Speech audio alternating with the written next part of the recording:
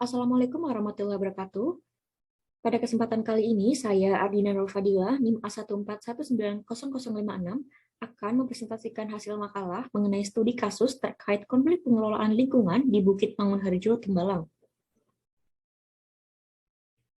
Untuk yang pertama ada pendahuluan, di mana latar belakangnya yang pertama ada kondisi geografis Kota Semarang yang terbagi menjadi dua, yaitu datar dan perbukitan. Hal ini dimanfaatkan oleh pengusaha tambang untuk melakukan penambangan pada kawasan perbukitan yang masih kosong. Seiring dengan zamannya semakin maju dengan pembangunan di berbagai aspek, menimbulkan kerusakan lingkungan yang erat kaitannya dengan sumber daya alam.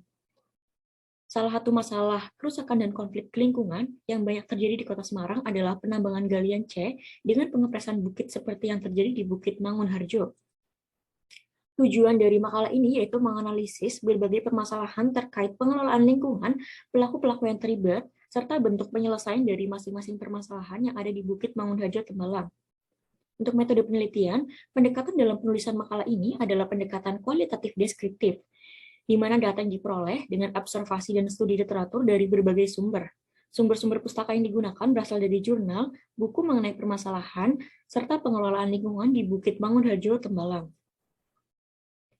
Untuk hasil dari makalah, yang pertama ada Supratiwi 2013 dengan judul literatur Konflik Lingkungan di Bukit Mangunharjo, Tembalang antara kepentingan ekonomi dengan kepentingan lingkungan.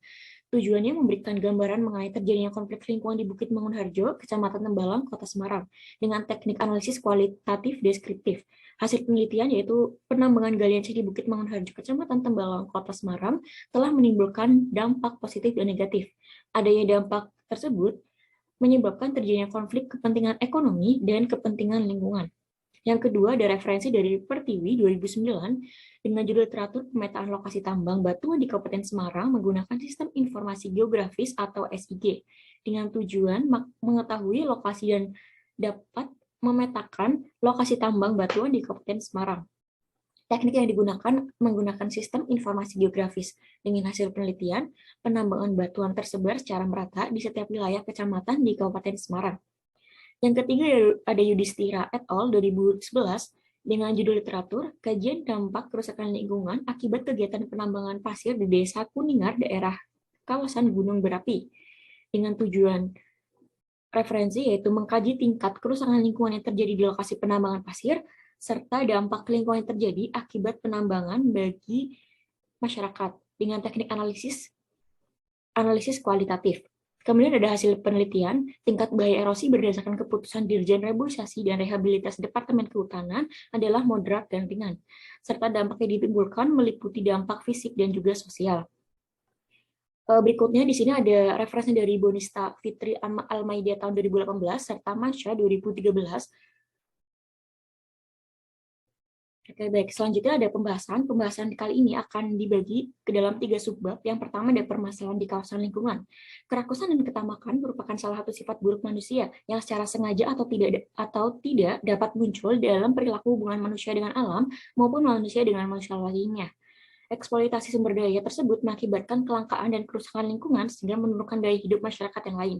Kegiatan pertambangan saat ini marak dilakukan di Kota Semarang sehingga penambangan dilakukan terus-menerus berdampak pada kondisi permukaan sekitar kawasan pertambangan tersebut. Untuk pelaku-pelaku yang terlibat, di sini ada stakeholders, pemerintah, kemudian ada juga masyarakat setempat.